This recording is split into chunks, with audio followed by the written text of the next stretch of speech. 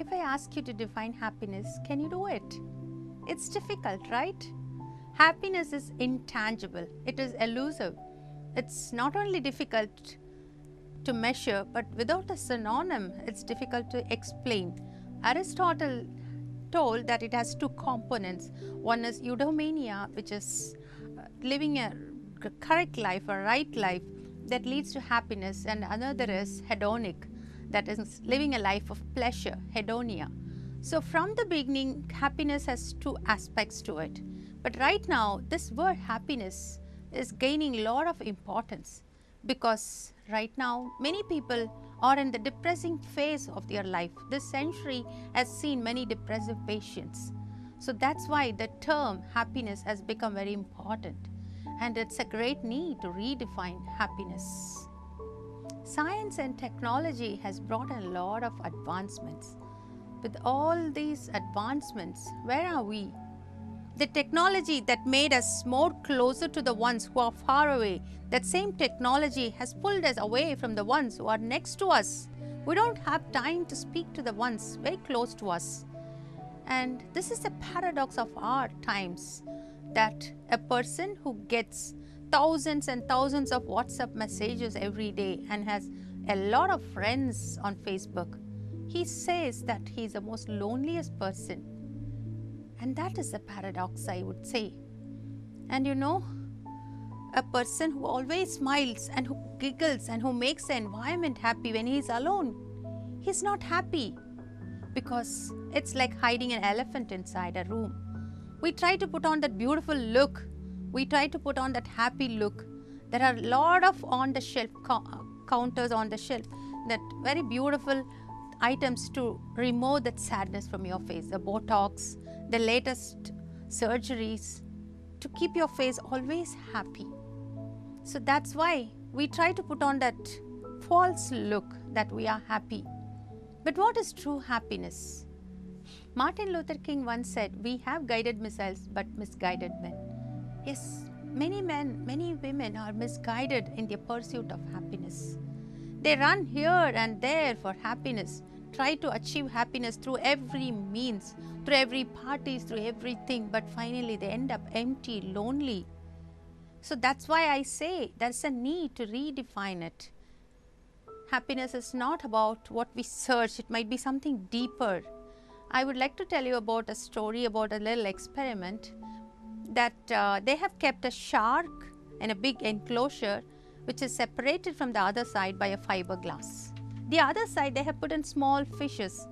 So what this shark did, it tried to go and eat the fish, so it went on hitting that fiberglass every time it wanted to attack those fish. But every time it hit against the fiberglass, it came back empty. So finally it resigned to the thought that it cannot reach them. After some time, slowly they removed the fiberglass, and even after removing, the shark remained the other side, even though the other small fishes came towards it. That's why many people, the same manner, they try for happiness in every way, and finally they don't get, and they resign to a state of apathy.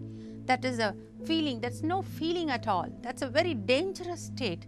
And that's why I say happiness had to be redefined.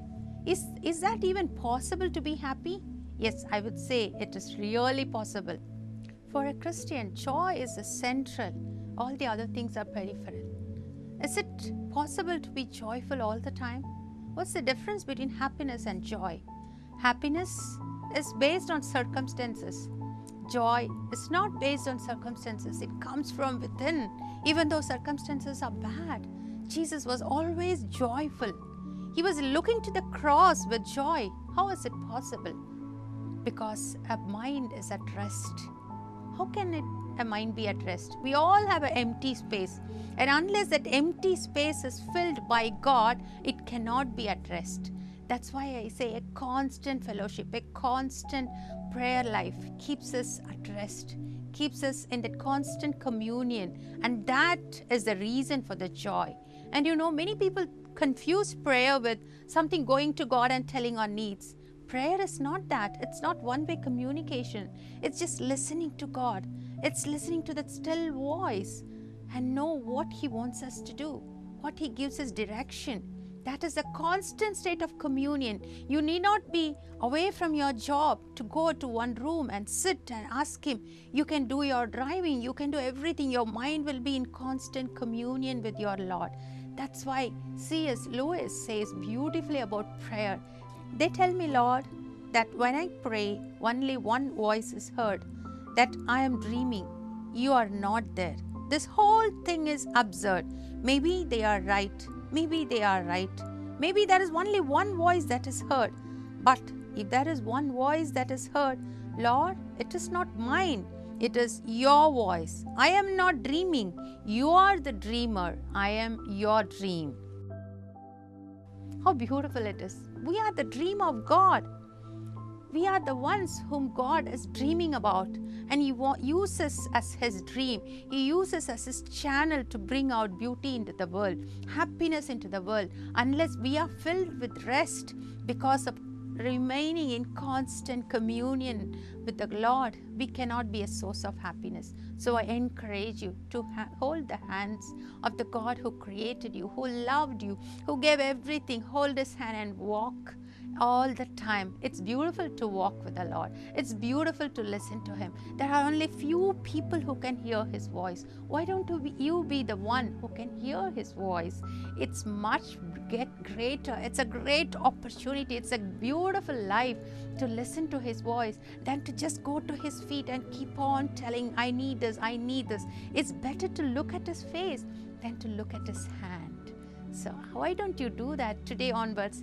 Ask for His face. Lord, your face is more beautiful. I seek your face more than anything.